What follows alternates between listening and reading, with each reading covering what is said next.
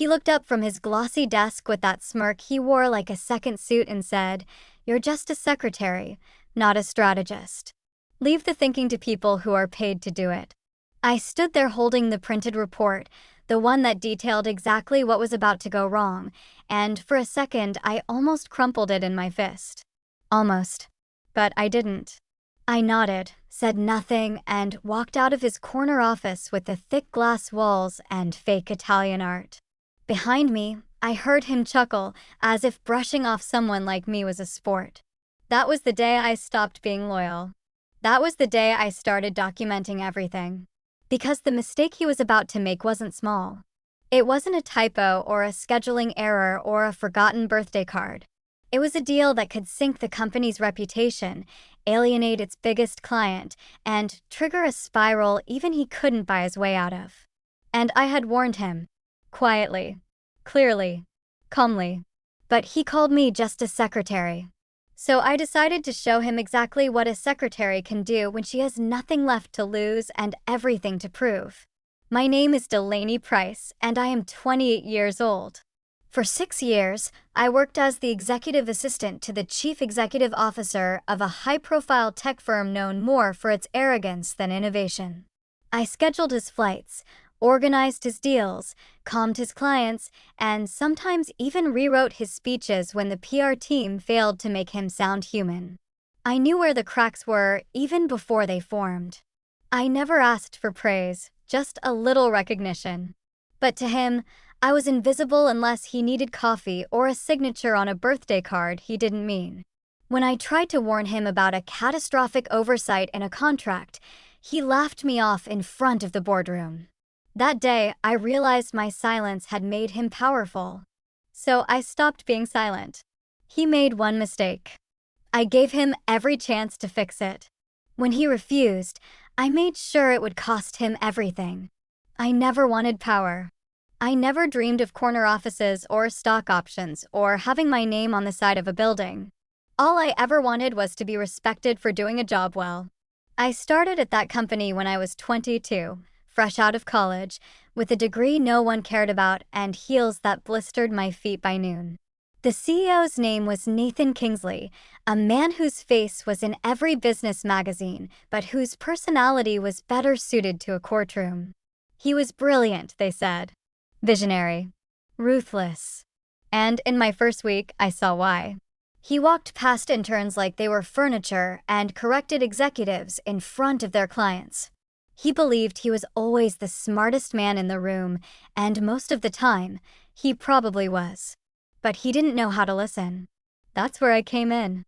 I made myself useful in quiet ways. I memorized the coffee orders of every board member. I learned which vendors always shipped late and called them a day early. I kept a drawer of backup chargers, stain remover pens, aspirin, and blank thank you notes. I was the person people went to when they couldn't go to him. I was invisible, but essential. And he liked that. Nathan didn't want people around him who talked too much. He wanted people who solved problems before he noticed them. So I did that for 6 years, without complaint. I knew every deal before it hit the news. I knew every scandal before it exploded. I was the one who warned him not to fire the pregnant marketing director without severance. I was the one who printed his speech 5 minutes before the power went out at the gala. I saved him again and again, and he barely remembered my name. But I didn't mind. Not then. Because in my own way, I liked being the one person who knew what was really going on. I could walk into any meeting with confidence, knowing I had every detail mapped in my mind. People underestimated me, and that gave me power they didn't even see. Then, 3 months before it all blew up, I came across something I couldn't ignore. It was a merger contract between our firm and a European data security company. On the surface, it looked like a win, expansion, market access, media buzz. But when I read the fine print, I saw the problem. Their encryption model had been blacklisted in 2 countries. Our biggest client, a healthcare conglomerate with strict compliance laws, had zero tolerance for that kind of exposure. If we signed the deal without due diligence, they'd walk. I double-checked everything. I flagged the line. I highlighted it. I added a note to Nathan's briefing binder. I even brought it up in our Monday prep call. He didn't listen. He never read the notes. He brushed me off and told me to stick to logistics. That week, I found out the deal was moving forward without revision. I scheduled a meeting with him, thinking maybe face-to-face would make a difference. I walked into his office and said, "There's something you need to see. This clause could trigger a client loss." He leaned back in his chair, folded his hands behind his head, and smirked.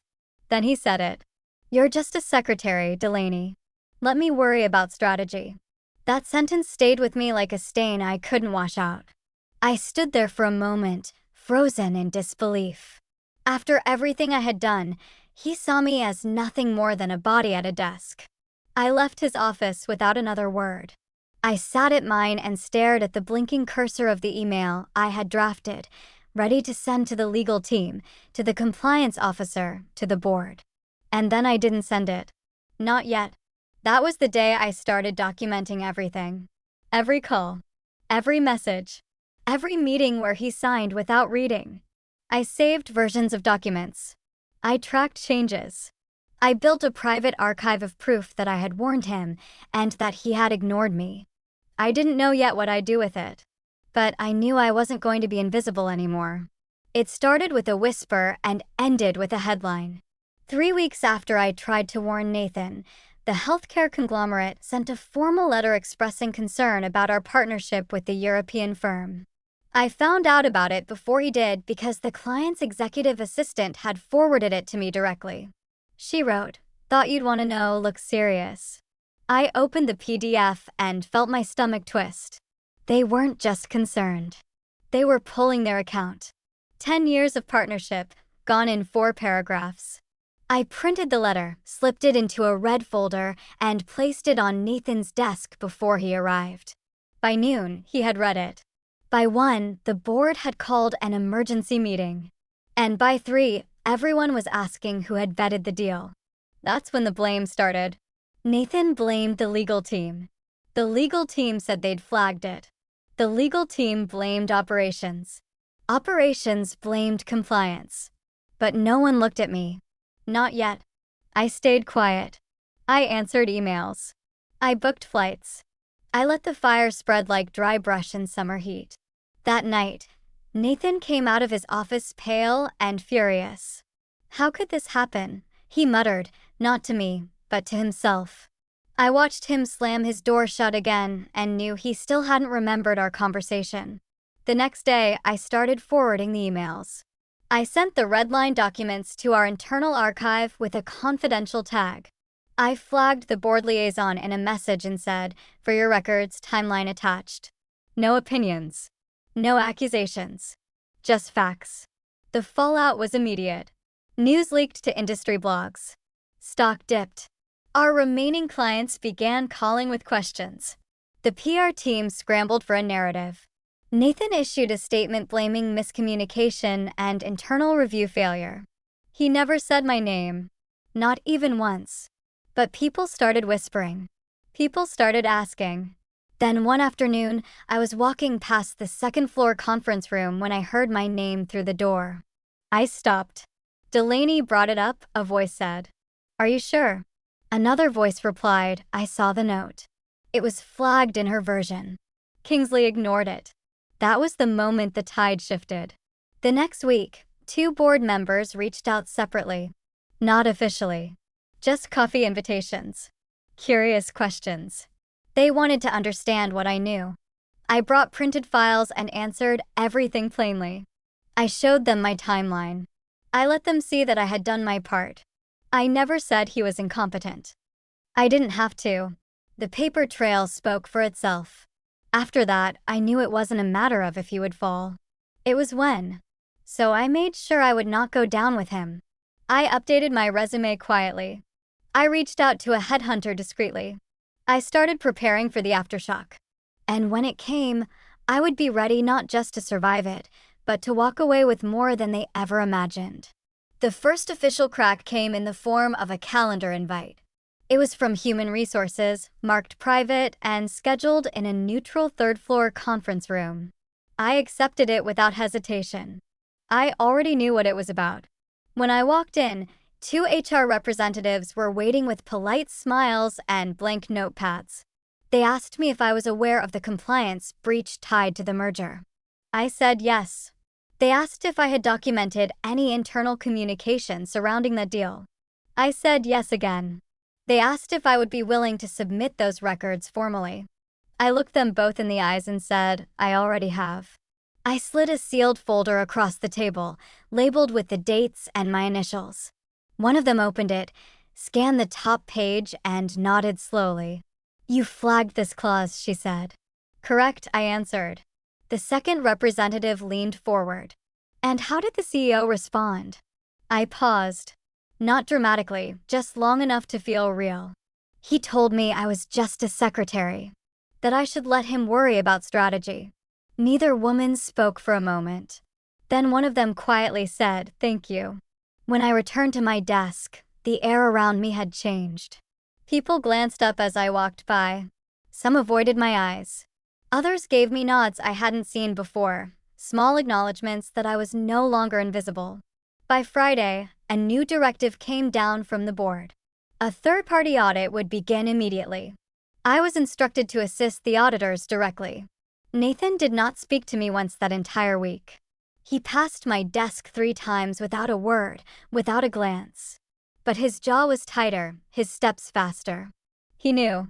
Or at least, he suspected. On Monday, his assistant called in sick, and I was asked to step in for the board meeting notes. I walked into the executive conference room, clipboard in hand, and sat quietly in the back. Nathan's voice was shaky. His presentation stumbled. The board chair interrupted twice to clarify timelines.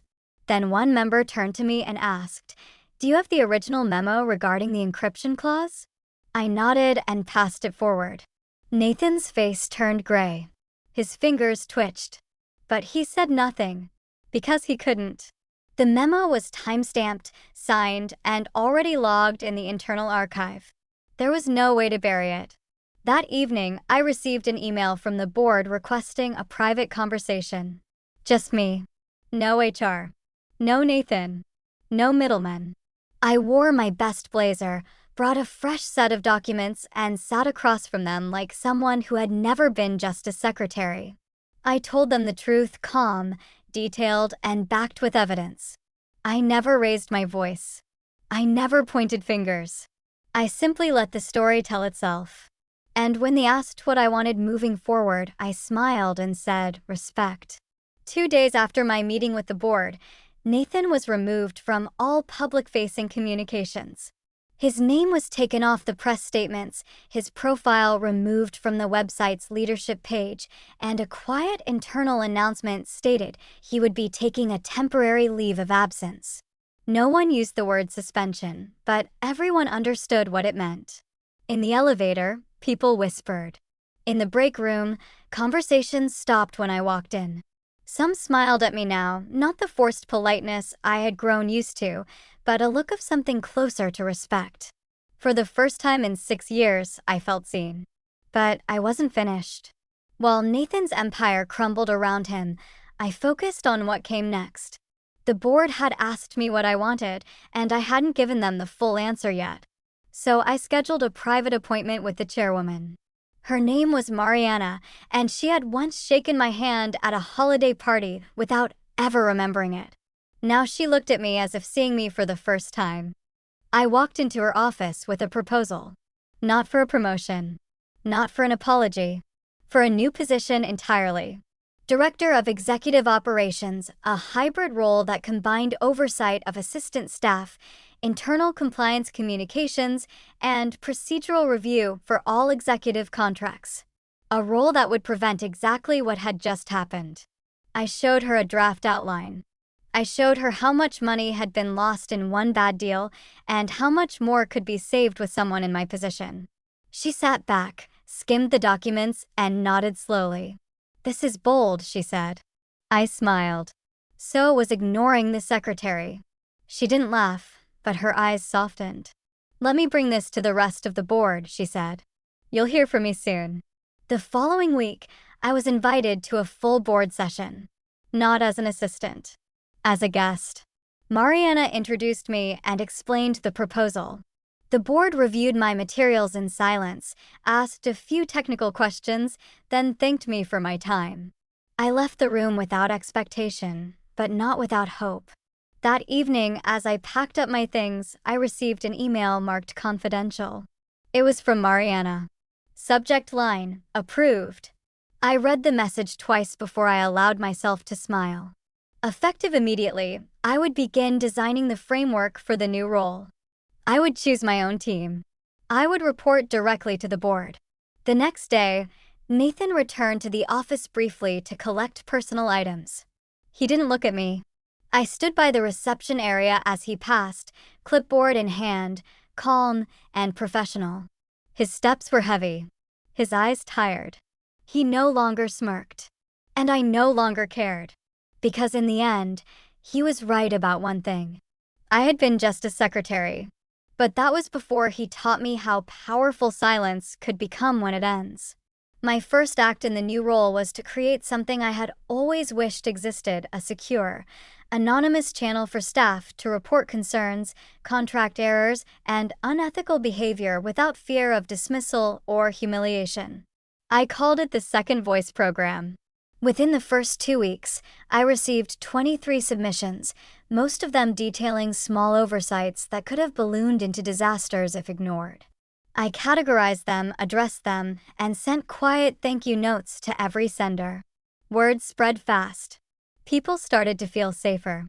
Meanwhile, I reviewed every executive contract signed over the last 18 months. I highlighted where approvals had been rushed, where compliance had been bypassed, where red flags had been buried. I compiled everything into a comprehensive report and submitted it to the board. Mariana called it the most useful internal audit they had ever received. Within a month, the company began restructuring its upper management policy. The board approved a new review process that required cross-verification from 3 departments. It added another layer of protection between bad decisions and irreversible consequences. I was at the center of it. Not behind the curtain anymore. Not fetching coffee or printing schedules. I was in the room when decisions were made. One afternoon, during a quarterly stakeholder meeting, a visiting investor asked who had drafted the new protocol. Mariana turned toward me and said, "Delaney Price, our new director of executive operations." The room paused. People turned. And for the first time in my career, they applauded me. That night, as I walked through the quiet halls of the building I once entered with nervous steps and aching feet, I realized something had shifted permanently. I had changed the way people looked at my position. I had changed the way they looked at themselves. Even the junior assistants, once timid and overlooked, now spoke with more certainty. They stood taller. They asked better questions. One of them pulled me aside and said, "Thank you for showing us we're not invisible." I smiled and said, "We never were. They just weren't looking." And deep down, I knew this was bigger than revenge. This was legacy. The official press release came out on a rainy Tuesday morning, timed perfectly with market recovery and a quiet news cycle. It announced the company's renewed commitment to transparency, ethics, and internal leadership development. It also confirmed that Nathan Kingsley, former CEO, had officially resigned from all duties effective immediately. His departure was framed with grace, as expected, citing health, rest, and personal endeavors, but those of us inside the walls knew better. The man who once barked orders at assistants and scoffed at junior staff was no longer in power because he had built his throne on dismissal and arrogance, and when that throne crumbled, no one rushed to catch him. I didn't celebrate out loud. I didn't toast or gloat or pretend it had been easy. It hadn't. I had spent months moving through shadows, gathering proof, staying quiet while others panicked. But in the silence, I found control. In the background, I found influence. And now I was no longer in the background. That morning, I was called into the boardroom again, this time not for proposals or reports, but for something else entirely. Mariana greeted me at the door, handed me a small envelope, and said, "Open it." I did.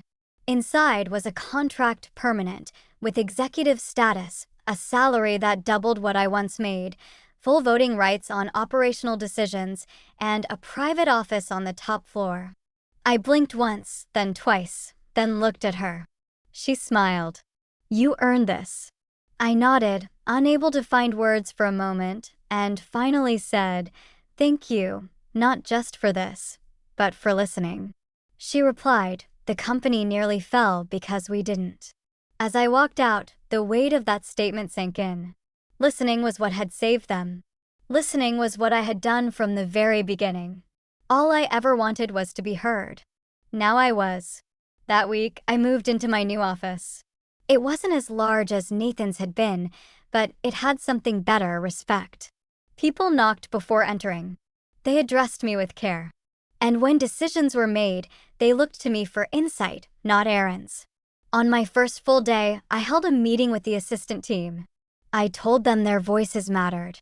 I told them to come to me with ideas, problems, and suggestions. I told them I had been where they were and I hadn't forgotten. Some of them looked stunned. Others smiled wide. One young woman said quietly, "I didn't think people like us could end up here." I replied, "We were always capable. They just had to notice." That afternoon, I received an email from Nathan. It was short. 2 sentences. "You were right. I should have listened." I didn't reply. There was nothing more to say. The company survived. The clients returned. The new procedures worked. But most importantly, the culture shifted. Arrogance was no longer a currency. Silence was no longer a shield. And secretaries were no longer treated like shadows. We were seen. We were valued. We were never just anything. It has been a year since that moment, since the day I walked out of that boardroom with a future shaped by my own voice. A year since I shed the quiet, unseen version of myself and stepped fully into the space I had earned. So much has changed. The company is leaner, stronger, and no longer led by fear. The staff turnover has dropped. Client trust is higher than ever. And the assistants, those bright, sharp minds who used to speak only in hushed tones, now contribute to leadership roundtables. We created a mentorship program to help them grow into operations, compliance, and management roles. Some already have. I walk through these halls now and see what I fought for: not revenge for its own sake, but a correction of something that had gone too long unchallenged. Nathan's name hasn't been spoken aloud in months.